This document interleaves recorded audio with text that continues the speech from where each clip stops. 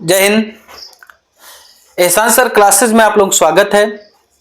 आज की इस क्लास में क्लास 12th की मैथ की एक्सरसाइज 7.5 का क्वेश्चन नंबर 2 पढ़ेंगे। बहुत अच्छी तरीके से हम समझेंगे, बिल्कुल आसानी से समझाया जा रहा है। आंशिक भिन्नों में तोड़ना आपको सिखाया जा रहा है, जो है पार्शियल फ्रैक्शन का यूज करना आपको सिखाया जा रहा है। आज की इस क्लास में दूसरा क्वेश्चन लेके आए। पहले क्वेश्चन में बहुत अच्छे तरीके से आप लोगों को समझाया गया था। आज की इस क्लास में बहुत अच्छी तरीके से आप लोगों को समझाया जाएगा। क्वेश्चन नंबर 2 है आपका 1/x² - 9। ठीक है, इसका डिफरेंशिएशन करना है, सॉरी इंटीग्रेशन करना है। ठीक है ना, इसका क्या करना है भैया, इंटीग्रेशन करना है। हम पार्शियल फ्रैक्शन का यूज करके लगाते हैं, जबकि एक तरीका और है कि x² - 3 का स्क्वायर करके भी इसका इंटीग्रेशन किया जा सकता है, समाकलन किया जा सकता है। लेकिन मैं पार्शियल फ्रैक्शन का यूज करूंगा। यूज इसलिए करूंगा क्योंकि इसी एक्सरसाइज का है। अगर स्पेशली कह रहे हैं तो आप यूज कर सकते हैं, अन्यथा अगर नहीं कहे हैं तो कोई जरूरत नहीं है। अगर कोई फार्मूला बन रहा है तो उस फार्मूले के बेसिस पे आप लगा सकते हैं। आप यहां पर देखिए हमने क्या किया, 1/x² - 3 का स्क्वायर कर दिया। 9 को 3 का स्क्वायर लिखा जा सकता है। यहां पर a² - b² का फार्मूला लगाएंगे। एक ब्रैकेट में a + b, दूसरे ब्रैकेट में a - b हो जाएगा, dx हो जाएगा। ठीक है ना, इसको आंशिक भिन्नों में वियोजित करने पर, आंशिक भिन्नों में वियोजित करने पर, आंशिक भिन्न में वियोजित करिए भैया। आंशिक भिन्न में वियोजित करने का तरीका मैंने आपको बताया। पहला क्वेश्चन जब समझा रहे थे, वीडियो को आप देख लीजिएगा, पीछे के एहसान सर क्लासेस पे आप देख लीजिएगा, प्ले स्टोर में जाकर के सभी समाकलन A to Z, समाकलन के जितने क्वेश्चन एनसीईआरटी बुक से हैं A to Z NCERT playlist में आपको मिल जाएंगे, एहसान सर क्लासेस में मिल जाएंगे। बढ़िया से पढ़िए, अच्छे अंदाज में पढ़िए, ताकि आप लोगों का नंबर अच्छा है। हम आपको अच्छे अंदाज में पढ़ा रहे हैं, अच्छी तरीके से आप लोगों को समझा रहे हैं। देखते हैं बेटा, इसमें इसको पार्शियल फ्रैक्शन में हमको तोड़ना है, अर्थात पार्शियल फ्रैक्शन का यूज करके इसको हमको सॉल्व करना है, आंशिक भिन्न में तोड़ना है। तो 1/x + 3 है, x - 3 है, इसको आप लिख सकते हैं 1/a कर दीजिए। जैसे एक ब्रैकेट में, दो ब्रैकेट में, तीन ब्रैकेट में है, a/b/c/d/e/f करके आप लिख सकते हैं, बिल्कुल कोई दिक्कत नहीं है। यहां पर x + 3 लिख देंगे और प्लस में यहां पर b करके x - 3 लिख देंगे। ठीक है ना, यहां पर ऐसा हो जाएगा, समझ रहे हैं आप लोग ना। तो यहां पर 1/x + 3, ठीक है ना, x - 3 हो जाएगा। ठीक है ना, बराबर में आपका क्या हो जाएगा, x - 3a हो जाएगा और प्लस में यहां पर bx + 3b हो जाएगा। ठीक है ना, बटे में आपका क्या हो जाएगा, x + 3 हो जाएगा और दूसरे ब्रैकेट में x - 3 हो जाएगा। इससे कैंसिल आउट हो जाएगा। a = आप यहां पर x गामा ले लीजिए, तो यहां पर आपका a + b हो जाएगा।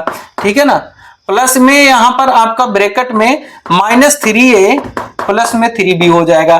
ठीक है ना, अब इसके संगत गुणांकों की तुलना करना।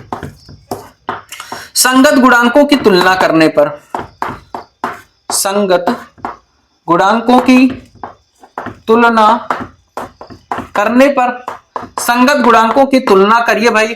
जब संगत गुणांकों की तुलना करेंगे तो a + b = आप 0 हो जाएगा, इक्वेशन नंबर फर्स्ट हो जाएगा।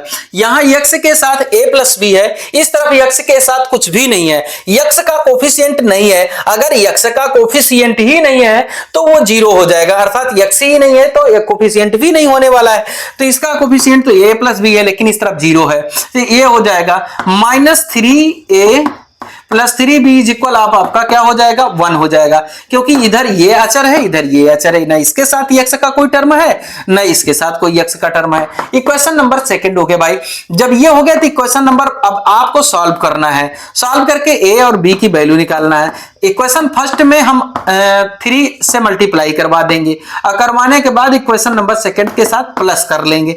जब प्लस करेंगे तो यहाँ 3a से 3a कैंसिल हो जाएगा, यहाँ 3b है, 3b है, 6b हो जाएगा, 6b = आप 1 हो जाएगा, b = आप 1/6 आ जाएगा। ठीक है ना, इसको इरेज करता हूं क्योंकि प्लेस कम है, तो इरेज करके आगे लगाता हूं इसमें भैया।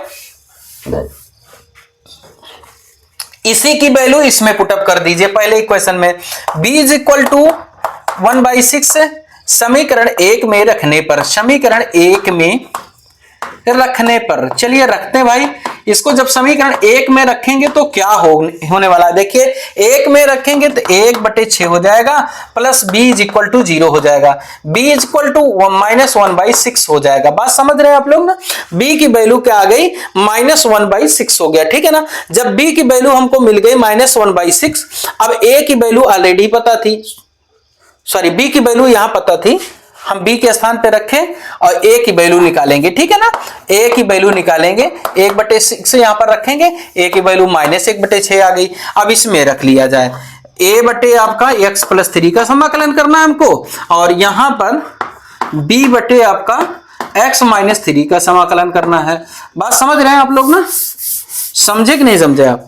a की वैल्यू क्या हो जाएगी, -1/6 बाहर हो जाएगा, x + 3 हो जाएगा, dx हो जाएगा, प्लस यहां पर b की वैल्यू क्या हो जाएगी, 1/6 हो जाएगी, 1/x - 3 dx हो जाएगा, ठीक है ना। यहां पर -1/6 हो जाएगा, इसका समाकलन log mod x + 3 हो जाएगा, और इसका समाकलन आपका क्या हो जाएगा, log mod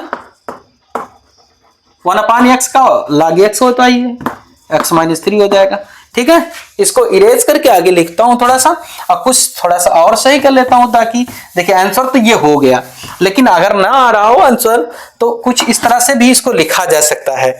जैसे 1/6 कॉमन ले लीजिए, कॉमन लेंगे तो आपका बचेगा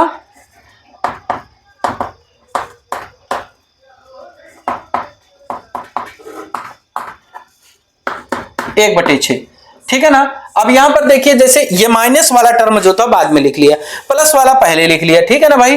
तो ये आपका log, ये वाला फार्मूला लगाएंगे, log m - log n is equal to होता है log m/n होता है भाई, ठीक है ना। इस पे रखेंगे तो यहां पर आपका x - 3 बटे में आपका क्या हो जाएगा, x + 3 हो जाएगा, ठीक है, प्लस c लिख देंगे, आंसर आ जाएगा।